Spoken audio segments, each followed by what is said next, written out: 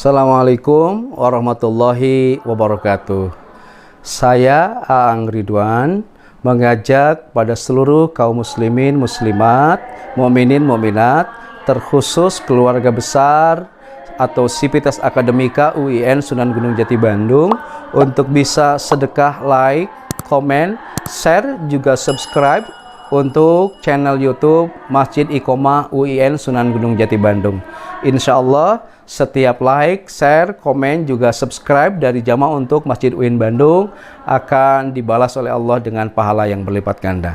Sekian, Assalamualaikum warahmatullahi wabarakatuh.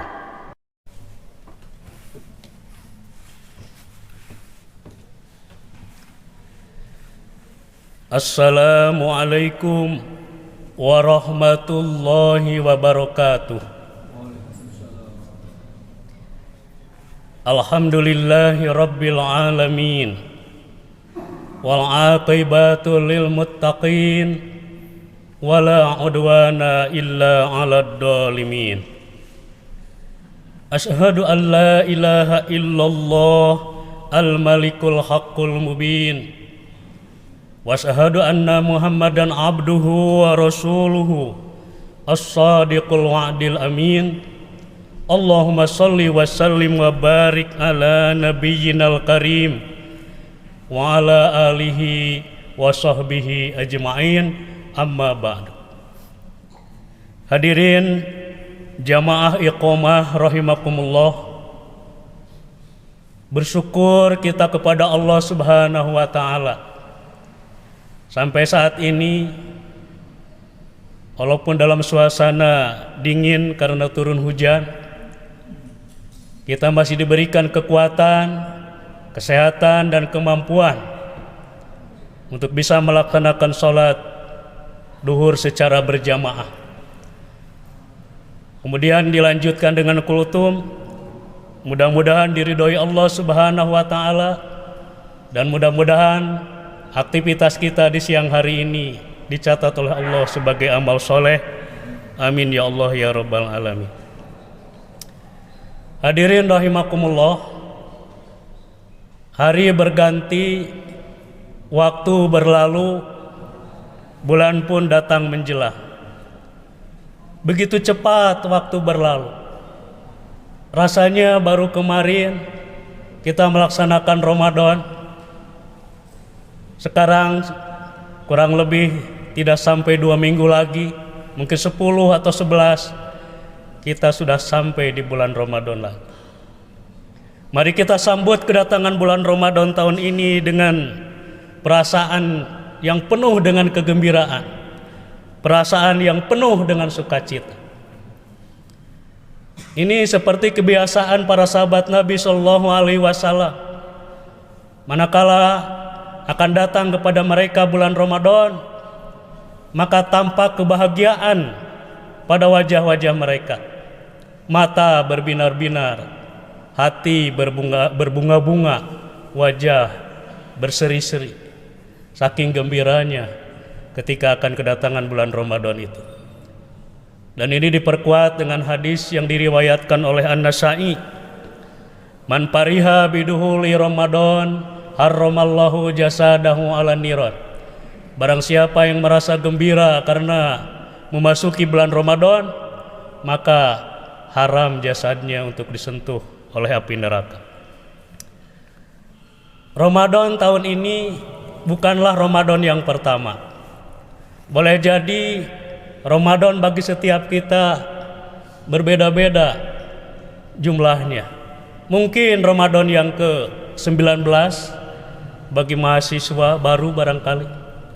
Mungkin juga Ramadan yang ke-30, mungkin juga Ramadan yang ke-40 atau yang ke-60, tetapi tidak Ramadan yang ke-70 barangkali, karena kalau 70 adalah usia masa pensiun dan sudah barang tentu sudah tidak ada di sini. Hadirin jamaah rahimakumullah, yang dijadikan dasar untuk melaksanakan ibadah Ramadan biasanya surat Al-Baqarah 183 sampai dengan Al-Baqarah 187. Al-Baqarah 187 berbunyi, "Ukhillat lakum lailatas syamir rafasu ila nisaikum." Sementara Al-Baqarah 183 berbunyi, "A'udzu billahi minasyaitonir rajim.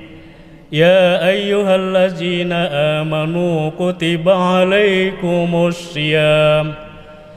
Kutiba alaikumus syiyamu kama kutiba alal ladzina min qablikum la'allakum tattaqun." Ya ayyuhalladzina amanu, hai orang-orang yang beriman, yang tidak beriman tidak hai. Biasanya apabila ayat diawali dengan ya ayyuhalladzina amanu, biasanya diikuti dengan perintah. Pertanyaannya adalah mengapa orang-orang yang beriman diwajibkan untuk berpuasa? Mengapa mukmin diwajibkan berpuasa? Ini menarik saya kira untuk kita renungkan atau kita dalami.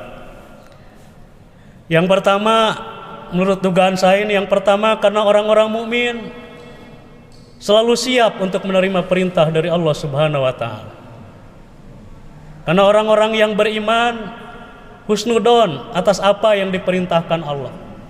Dalam pikiran orang-orang yang beriman, tidak semata-mata Allah memerintahkan sesuatu, kalau dibalik perintah itu pasti ada nilai manfaat, pasti ada hal yang bermanfaat bagi kehidupan umat manusia. Terlebih seperti dikatakan bahwa Ramadan adalah bukan yang pertama, berdasarkan pengalaman yang lalu-lalu misal. Tidak karena melaksanakan ibadah di bulan Ramadan, kemudian orang-orang pada meninggal dunia. Itu ternyata tidak terbukti gitu dalam pengalaman yang lalu. Tetapi betapa banyak kemanfaatan yang sudah menanti gitu di balik pelaksanaan perintah kepada Allah Subhanahu wa taala. Orang-orang yang beriman, sebab orang yang beriman memiliki satu keyakinan. Yang pertama, Allah itu ada gitu. Yang kedua, dia meyakini bahwa kehidupan akhirat itu ada. Orang yang beriman meyakini bahwa melaksanakan apa yang diperintahkan Allah itu pasti akan mendatangkan pahala gitu. Aqdum bil qalbi, meyakini di dalam hati, walaupun Allah tidak terlihat, walaupun akhirat itu tidak terlihat, tetapi dengan keyakinannya bahwa tidak semua yang tidak terlihat itu kemudian menjadi tidak ada. Sesuatu yang tidak terlihat bukan berarti tidak ada. Banyak hal, terlebih di zaman kemajuan sains dan teknologi saat ini. Ada satu hal misalnya yang disebut dengan gelombang itu kan tidak terlihat, tetapi efek dari keberadaannya bisa dirasakan. Orang bisa berkomunikasi dalam jarak yang sangat jauh. Satu di Indonesia, satu di Amerika, satu di bumi, satu di bulan, dengan bantuan satelit itu. Ternyata apa ini kalau tidak karena kata ahli barangkali fisika ini ada rambatan gelombang. Manusia hanya bisa memperkirakan gelombang itu kurang lebih seperti riaknya air di lautan. Kurang lebih digambarkan gelombang itu seperti tali yang digoyang-goyang. Dan ini banyak hal yang tidak terlihat tetapi semakin terungkap, terlebih di zaman kemajuan sains teknologi ini. Mungkin beberapa waktu lalu yang disebut dengan peristiwa Mi'rajnya Nabi Muhammad seperti dalam waktu sekejap. Padahal bagi Allah ini adalah mukjizat misal. Tidak ada yang mustahil jika Allah sudah berkehendak. Jadi sangat mungkin dalam waktu yang cepat orang bisa berkomunikasi. Nabi Muhammad diperlihatkan dengan malaikat Jibril. Walaqad ra'ahu najlatan ukhra. Dia melihat malaikat Jibril dalam bentuknya yang lain. Indaha sidratul muntaha. Di sampingnya Jannatul Ma'wa, di sampingnya ada surga Jannatul Ma'wa. Nah, hadirin rahimakumullah, tentu ini pandangan dunia, pandangan world view of Muslim, pandangan dunia Muslim yang meyakini bahwa adanya perintah hakikatnya adalah merupakan kasih sayang Allah Subhanahu wa taala. Orang-orang yang beriman meyakini dan mengakui bahwa yang pertama, katakanlah dengan ibadah saum, hidup menjadi lebih sehat. Bahkan Nabi menyatakan, sumu tasihu, berpuasalah niscaya kamu sehat. Justru orang-orang non-muslim yang mencoba penasaran menelitinya, ternyata memang puasa ini bisa menyebabkan kesehatan. Konon katanya, kata para medis itu, bisa membawa efek peremajaan dan juga bisa meningkatkan daya imun bagi seseorang. Ramadan juga memberikan kesempatan bagi setiap orang beriman untuk bisa refresh, menyegarkan kembali, menata kembali, menginstal ulang kepribadian mereka. Ramadan adalah merupakan kesempatan bagi mukmin untuk meningkatkan derajat ketakwaannya, membiasakan kembali, mendisiplinkan kembali. Kalau Ramadan tahun lalu setelah habis masuk di bulan Syawal, sholat malamnya sudah mulai berkurang mungkin. Di bulan Ramadan sholat malamnya 11 rakaat, ketika di bulan Syawal sudah mulai menurun, mungkin menjadi tinggal 7 rakaat. Semakin jauh dari bulan Syawal, semakin kadang mungkin ada di antaranya yang hilang dari kebiasaan sholat malam itu. Maka di bulan Ramadan dibiasakan kembali. Mungkin setelah bulan Syawal itu orang sudah mulai renggang dengan Al-Quran. Semakin jauh dari bulan Syawal seperti seakan-akan tidak kenal dengan Al-Quran. Maka di bulan Ramadan ini kembali dibiasakan kembali untuk membaca Al-Quran. Mungkin juga kebiasaan bersedekahnya sudah mulai luntur, maka di bulan Ramadan ini digiatkan kembali. Bulan Ramadan juga memberikan kesempatan kepada orang-orang beriman untuk tazkiyatun nafs, untuk membersihkan jiwanya. Ramadan juga memberikan kesempatan bagi orang beriman untuk bermunajat kepada Allah. Sebab di bulan Ramadan ini, kullu da'awati mustajabatun, setiap doa akan dikabulkan. Saya kira setiap manusia butuh dengan Allah. Antumul fuqara nahnu agniya. Kamu semua adalah butuh kepada Allah. Kami hakikatnya yang maha kaya itu.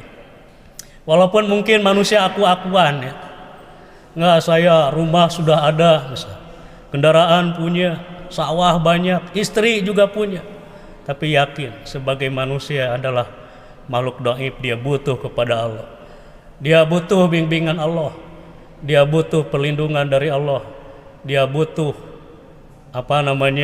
keinginan untuk husnul khotimah, kehidupan yang barokah dan lain sebagainya. Ramadan juga memberikan kesempatan kepada kita untuk menghapus segala dosa, karena Nabi mengatakan kullu dunubi maghfuratun, setiap dosa akan diampuni. Hadirin rahimakumullah. Jadi bagi orang yang beriman, walaupun datangnya sudah berkali-kali, tetapi datangnya bulan Ramadan tetap merupakan satu hal yang dirindukan. Marilah kita akhiri kutum saat ini dengan berdoa kepada Allah Subhanahu wa taala. Allahumma ya Allah barik lana fi Rajab wa Sya'ban wa ballighna Ramadan. Allahumma sallimna fi Ramadan wa sallim Ramadan lana wa tasallamhu minna mutaqabbala. Amin ya Allah ya rabbal alamin. Wassalamualaikum warahmatullahi wabarakatuh.